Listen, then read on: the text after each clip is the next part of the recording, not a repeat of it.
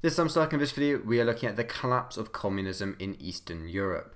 So first of all, we need to look at the changing circumstances within Eastern Europe. So the Brezhnev Doctrine had served the basis for the Soviet foreign policy throughout the 1980s. However, when Gorbachev came into power in 1985, there was clearly going to be a change within Eastern Europe. So the satellite states faced the same problems that the Soviet Union faced in terms of their economic situation.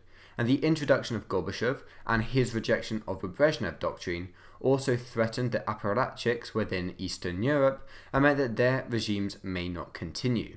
Now, traditionally, the states in Eastern Europe were not allowed to challenge the authority of the Communist Party and leave the Warsaw Pact. However, the fact that the Soviets were now unwilling to use aggression within Eastern Europe meant that the communist governments in Eastern Europe lacked the force to uphold communism in their countries. In general, this meant that there was evident discontent with communism, and this can be shown by the fact that by the end of 1989, the only communist country that remained was Albania, and all the others had a different reason and process for the collapse of communism.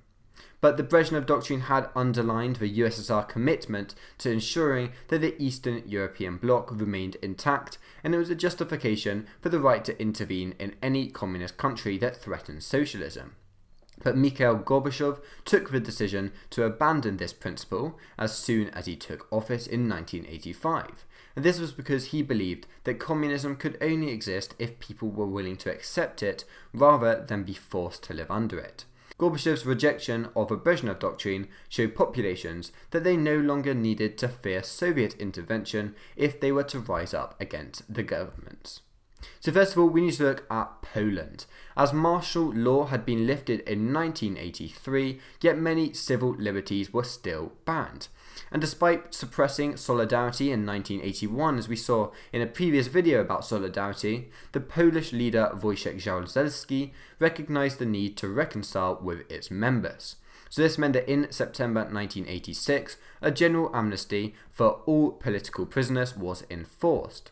Now, throughout the mid-1980s, Solidarity went underground, they strengthened their links with the church, and they remained a simmering political force. However, there was significant economic downturn in February 1988, and this led to strikes and demands for change in the system.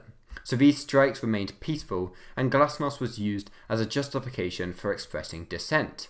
This meant that the government were forced to work with dissenters instead of just suppressing them as they had done in 1981 with Soviet support.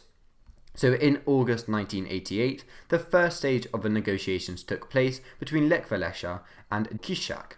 Now in February 1989, the Round Table negotiations began. And these negotiations were discussions between the government and opposition groups, and this included Solidarity, which aimed to diffuse the tensions in the country and to maintain power over the country. So the Round Table Accords were signed in April 1989, and they led to three major reforms. So firstly, there was the legislation of non-governmental trade unions, which essentially legalized Solidarity. There was a creation of a position of president, and this annulled the power of a Communist Party General Secretary, and the formation of a Senate. This meant that the legislative body of Poland was divided between two houses or assemblies.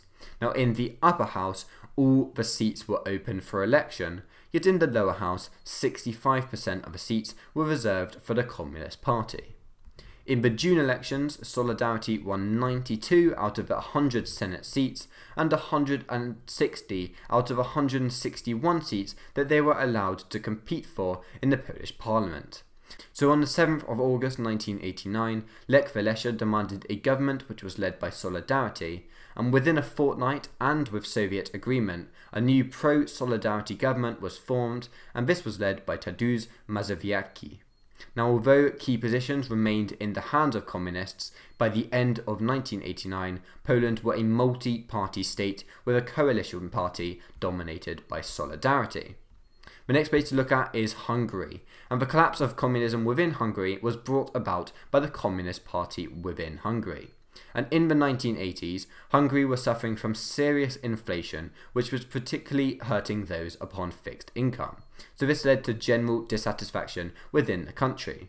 Now, although the Hungarian leader János Kadar had attempted to make some changes, his influence in the suppression of the 1956 uprising and his unwillingness to extend any reform programs meant that he resigned as Secretary General in 1988. Kadar was replaced by Károly Grócz. Despite his moderate changes to Hungary, Grócz faced much opposition from the radical reformers within the country.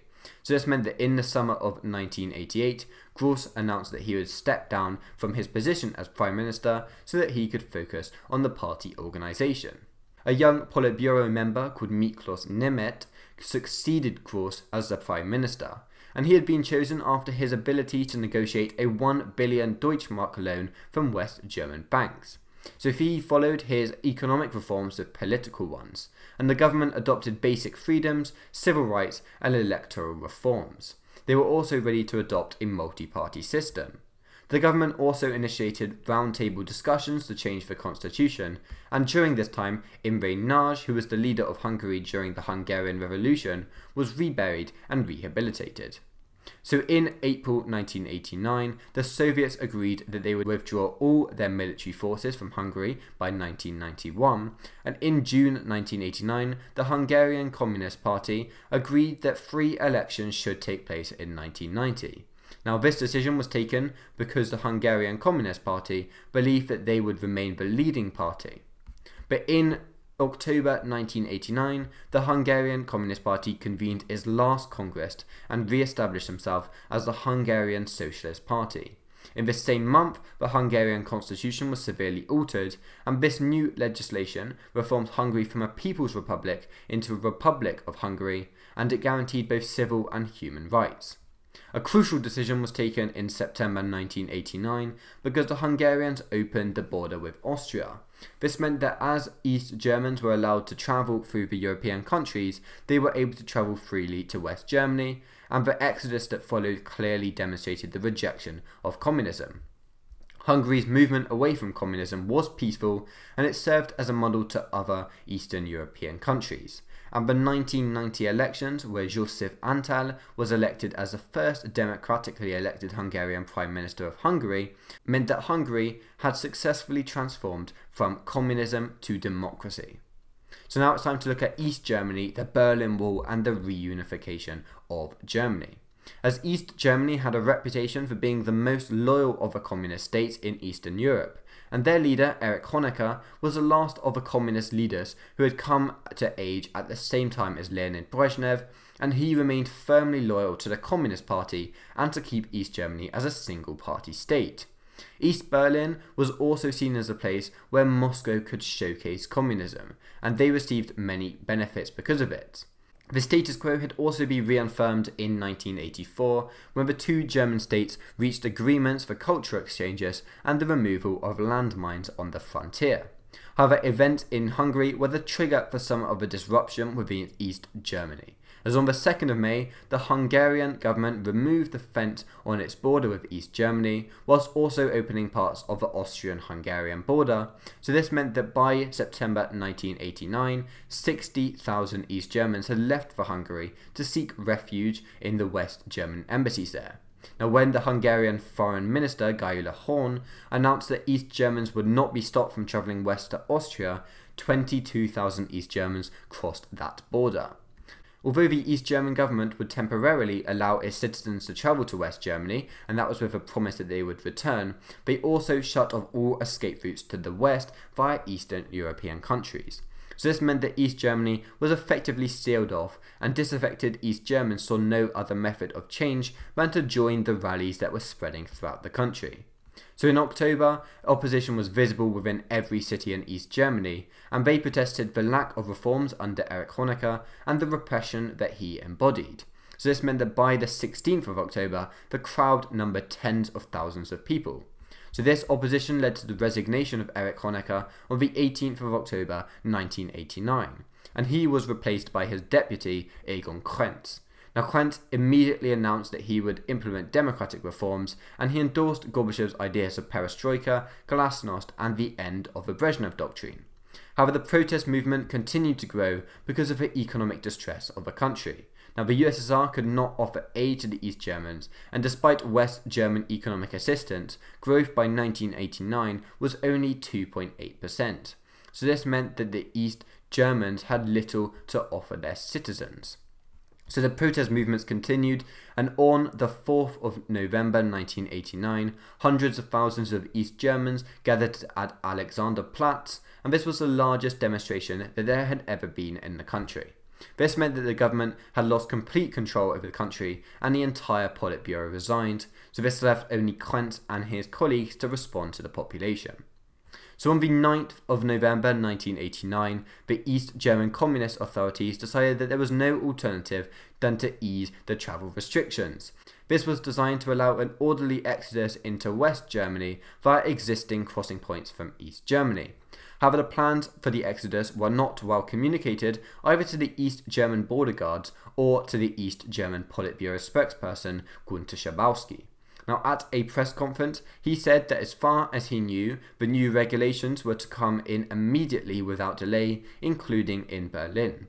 This meant that the Berlin Wall became an anachronism when the East Germans headed to Berlin and crossed over into the West. So when the East German citizens reached the border guards had received no instructions and had no idea what to do. They were unable to clarify with the East German authorities, and they soon decided to give way because of the overwhelming number of East Germans. So now we're going to look at the German reunification. As on the 28th of November 1989, the West German Chancellor presented a 10-point plan for the eventual reunification of Germany. And on the 1st of December, facing increasing calls for more reforms, the East German government changed the constitution, which eliminated the clause that gave the Communist Party a dominant role in the government. 2 days later, Krenz and the Central Committee resigned, and a coalition government was put in place, and it became clear that most Germans wanted the reunification of the country. So in May 1990, a new treaty set the stage for legal, economic and social unity between the two countries. And in July, the Western Deutschmark was introduced to replace the worthless East German currency, and Western German laws were introduced within East Germany. So in mid-July, Kohl met with Gorbachev, and although he expressed reluctance at seeing NATO and its military resources expand into East German territory, he was forced to accept the inevitable. So this was helped by the fact that West Germany agreed to ease the Soviet economic problems by paying them millions of dollars to shoulder the momentous task of withdrawing and rehousing the hundreds of thousands of Soviet troops who were stationed in East Germany. Gorbachev also agreed to put no restrictions upon German sovereignty. So in September 1990, the four post-war occupying powers signed an agreement to confirm a settlement for Germany, and the final step came in the 3rd of October 1990, when the 5 states of East Germany were absorbed into the West German federal state. So this signalled the start of a new and united Germany, and this process of German reunification has been called Die Wende. So next we need to look at Czechoslovakia. And first of all, let's look at the opposition to communism in Czechoslovakia. As in Czechoslovakia, the rise of Gorbachev and his policies of glasnost and perestroika opened up the country to further discussion. However, the Communist Party did remain in control because the Czechoslovakian economy was thriving and working classes did have little reason to oppose the regime. But the opposition that did exist came from a small group of intellectuals led by Vaclav Havel. Now, in the 1970s, he had both organised opposition to the Communist Party and had been jailed for his actions. So after Havel was released, he and his colleagues released Charter 77. This was a manifesto that called attention to the human rights violations and reminded the government that as a signatory to the Helsinki Acts, they had to respect the civil, social and cultural rights of its people. Now this gained publicity in Western Europe, yet the Czechoslovak population was only aware of it due to the government's opposition to it. So Havel only started to receive support in 1989. And despite the relative success of the Czechoslovakian economy compared to the rest of Eastern Europe, the population was still tired of hearing about Western prosperity. In January 1989, there was also a demonstration in Wenceslas Square in the memory of a Czech student, Jan Palach, who had committed suicide after the Prague Spring. Halal and 13 others were arrested for organising this commemoration, and this served to increase the tensions and led to the creation of further opposition groups. There were also protests about the environment, as it was estimated that nearly half of the rivers in Slovakia were polluted and that over 3/4 were unsuitable for human consumption. So this merge of problems meant that on the 21st of August, mass demonstrations took place in Prague with chants such as "Long live Dubček," and the collapse of the Berlin Wall further encouraged people to speak out. So that led to the Velvet Revolution, as the real end of the communist regime started on the 17th of November, and on this occasion the police attacked the students and beat students, which prompted an outcry against the police and the government. So on the 19th of November, led by Vaclav Havel, the Civic Forum was formed, and although they had a very loose structure, their aim was to unify the dissident groups together. So the Communist Party made no attempt to arrest the leaders, believing that if they instituted some reforms, they would remain in control. But in the programmatic principles of the Civic Forum stated that the goals of state of law, free elections, social justice, clean environment, educated people, and a return to Europe and prosperity. So from November the 18th to November the 27th, there were mass protests around the whole country, and along with the Civic Forum, other dissidents included the Public Against Violence, which is the PVN, which was born in Slovakia on November the 20th, and both of these groups gained much support from the Czechoslovakian population. On November the 25th to the 26th, protests of 750,000 took place at Letna Park in Prague, and on November the 27th, there was a general strike that was devastating to the government. So in response, the Prime Minister, Ladislav Adamek, was forced to hold talks with the Civic Forum, and the constitution was amended, and the phrase that gave the Communist Party a lead role in the government was removed. Now, although the party suggested a coalition government, the Civic Forum rejected this, and on the 10th of December, the Czechoslovakian president, Gustav Husak, announced his resignation. This meant that the Civic Forum agreed to join a cabinet where the majority of ministers were not communists. At this point, 3 elections were called. So on the 28th of December 1989, Václav Havel was announced the president of Czechoslovakia, and this marked the re-emergence of a democratic, multi-party state in Central Europe in a peaceful revolution. So finally, we need to look at the place where the transition was violent, and this is Romania. So this broke the peaceful removal of communism that we have seen so far in Eastern Europe. And by the late 1980s, Nicolae Ceausescu had transformed Romania into a police state, and his policies had placed the economy and the agriculture into disarray. So the uprising began in the Transylvanian city of Timisoara, where Ceausescu was forced to order his security forces to fire on the anti-government demonstrators there. But the demonstrations spread to Bucharest, and on December the 22nd, the army went on the side of the demonstrators. Now, on the same day, Nicolae Ceausescu fled the capital by helicopter, but they were captured and taken into custody. On December 25th, him and his wife were convicted of mass murder and other crimes, and they were both executed that day. And there was no formal dissolution of the Communist Party, it simply just melted away. So thank you for watching this video, and see you soon. Bye.